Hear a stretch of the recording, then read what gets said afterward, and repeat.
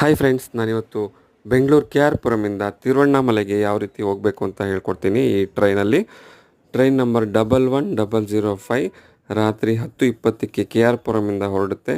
ಈ train last ಪಾಂಡಿಚೇರಿಗೆ end ಆಗುತ್ತೆ. ನೀವು ರಾತ್ರಿ 10:30ಗೆ ಕೆ ಆರ್ ಪುರಮಿಂದ ಹೊರಟ್ರೆ ನೆಕ್ಸ್ಟ್ ಡೇ ಬೆಳಗ್ಗೆ 4:15 ಅಥವಾ 5 ಗಂಟೆಗೆ ತಿರುವಣ್ಣಾಮಲೆ ರೀಚ್ ಆಗ್ತೀರಾ. ರೈಲ್ವೆ ಸ್ಟೇಷನಿಂದ ದೇವಸ್ಥಾನಕ್ಕೆ 1.5 ಕಿಲೋಮೀಟ್ರ್ ಇದೆ. ನೀವು ಆಟೋಲಾದರೂ ಹೋಗ್ಬೋದು, ನಡ್ಕೊಂಡಾದರೂ ಹೋಗ್ಬೋದು. ನೋಡಿ ದೇವಸ್ಥಾನದ ಒಳಗಡೆ ಯಾವ ರೀತಿ ಇದೆ ಅಂತ. ಇದು ರಾಜಗೋಪುರ. ನೀವು ದೇವಸ್ಥಾನದ ಒಳಗಡೆ ಎಂಟ್ರಿ ಆದರೆ ನಿಮ್ಗೆ ಯಾವ ಥರ ಪಾಸಿಟಿವ್ ಎನರ್ಜಿ ಸಿಗುತ್ತೆ, ಪಾಸಿಟಿವ್ ಫೀಲ್ ಆಗುತ್ತೆ ಅಂತ ನಿಮಗೆ ಗೊತ್ತಾಗುತ್ತೆ. ಎಲ್ಲರೂ ಒಂದ್ಸರಿ ಈ ದೇವಸ್ಥಾನನ ವಿಸಿಟ್ ಮಾಡಿ ನೋಡಬೇಕು.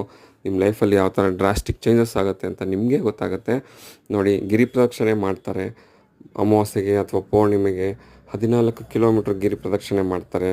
4 ರಿಂದ 5 ಅವರ್ ಆಗುತ್ತೆ. ಎಲ್ಲರೂ ಒಂದು ಸರಿ ಲೈಫಲ್ಲಿ ನೋಡಬೇಕು ಅಂತ